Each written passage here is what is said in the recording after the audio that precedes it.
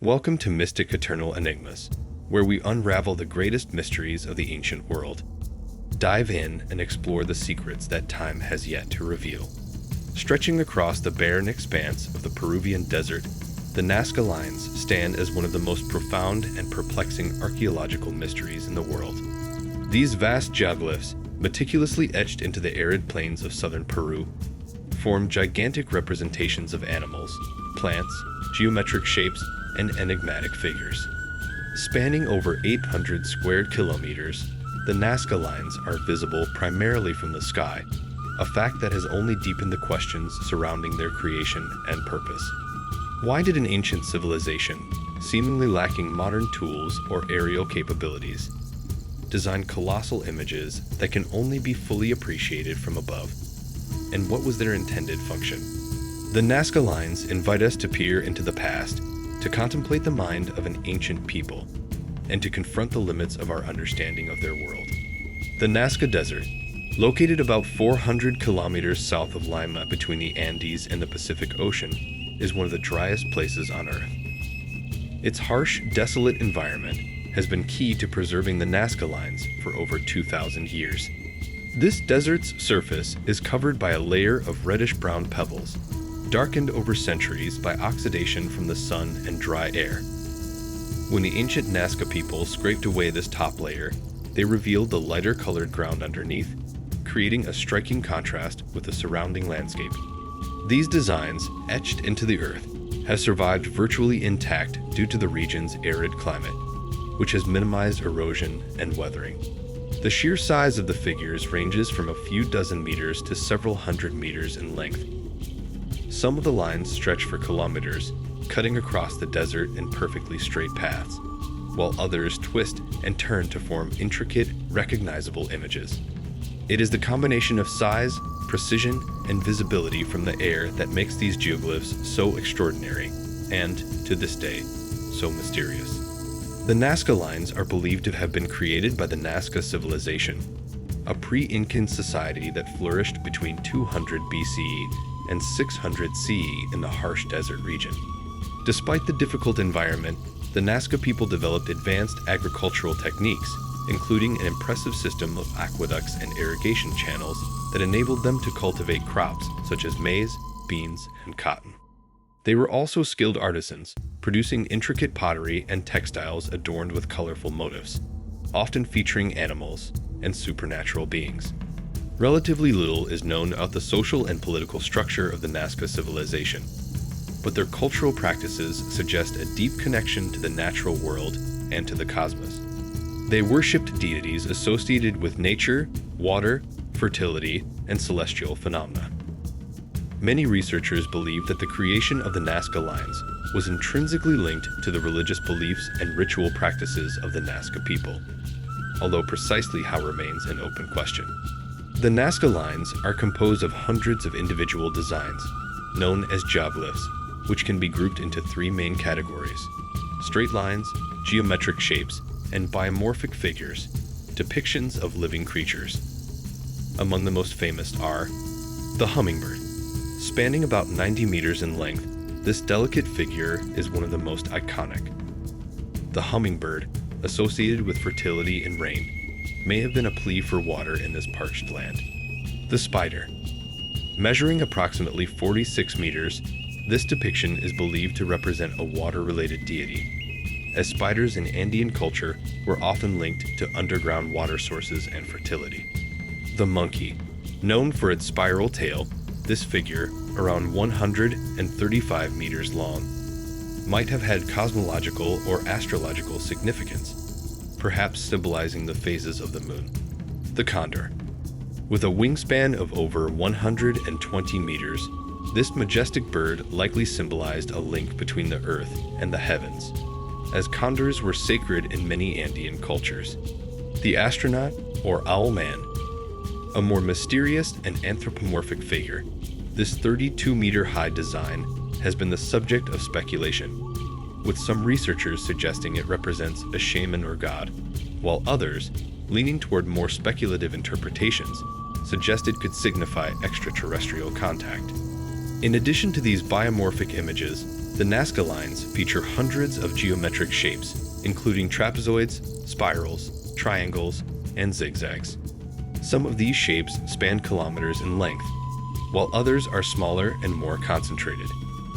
The geometric forms have often been associated with ceremonial pathways or markers for religious rituals.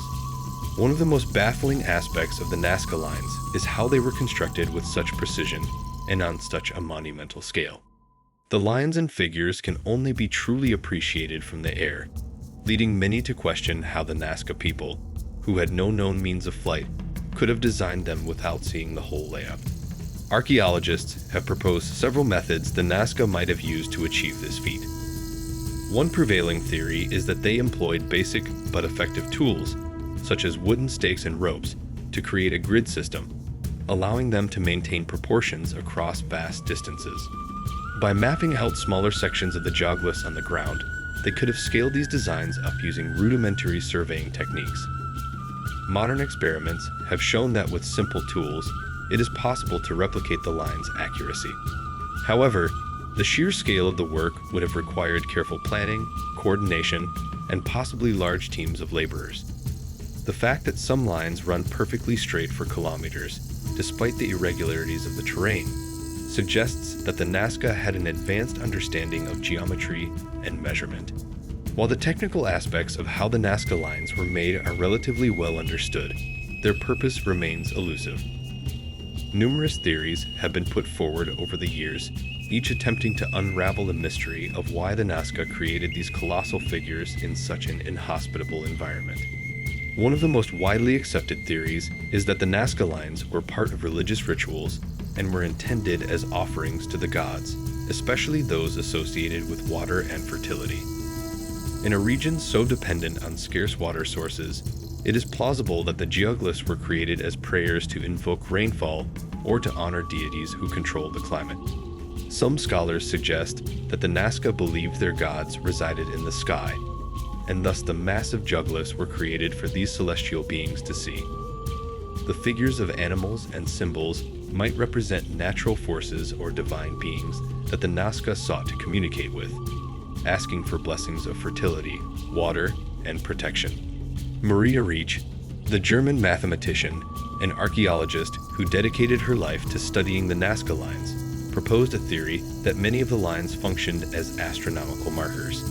She believed that the straight lines and some geometric figures were aligned with important celestial events, such as the solstices, equinoxes, and positions of certain stars.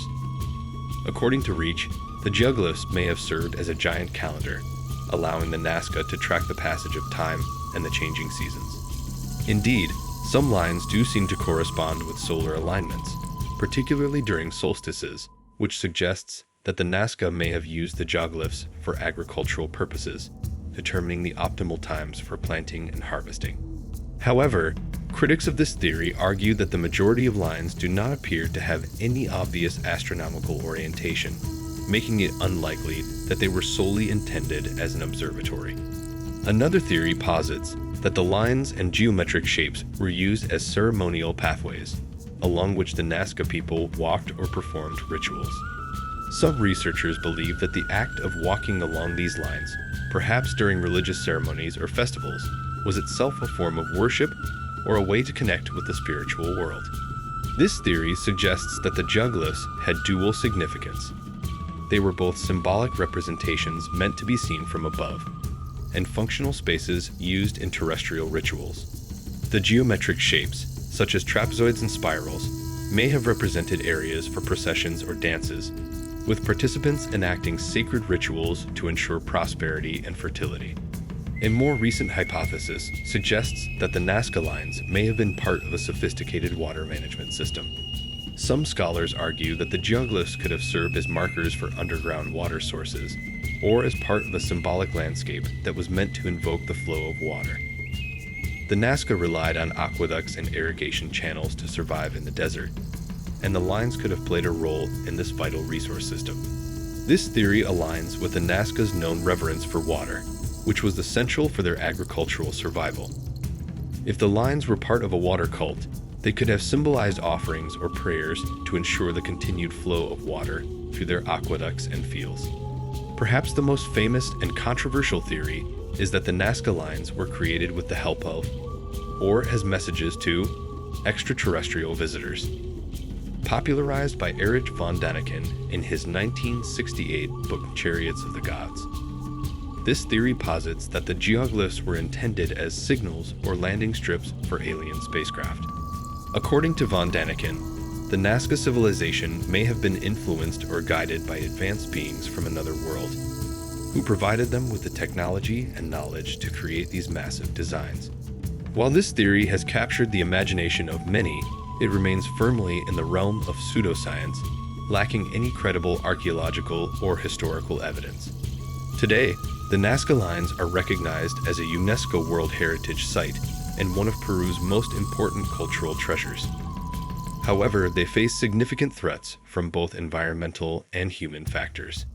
Climate change, increasing tourism, and the expansion of agriculture and mining in the region pose ongoing risks to the preservation of these ancient geoglyphs. In 2014, a high-profile incident of vandalism by activists drew global attention to the fragility of the Nazca Lines, as part of the site was irreparably damaged. Efforts to protect and conserve the geoglyphs are ongoing, but the delicate nature of the desert ecosystem and the ever-present pressures of development continue to challenge preservation efforts. The Nazca Lines remain one of the greatest unsolved mysteries of the ancient world. Despite decades of study and countless theories, their true purpose may never be fully understood. Whether they were astronomical markers, religious offerings, or pathways for ceremonial rituals, the geoglyphs continue to fascinate and inspire both scholars and enthusiasts alike. The Nazca Lines are a testament to the ingenuity, creativity, and spirituality of an ancient civilization that lived in harmony with one of the harshest environments on Earth. They invite us to ponder the mysteries of the past and remind us of the vastness of human history, much of which is still waiting to be uncovered. As we gaze upon these monumental works of art from the sky, we are reminded that some mysteries are not meant to be fully solved, but rather to be continually explored. Thanks for watching Mystic Eternal Enigmas. If you enjoyed this video, don't forget to hit the like button, share your thoughts in the comments, and subscribe for more deep dives into history's greatest mysteries. See you in the next adventure.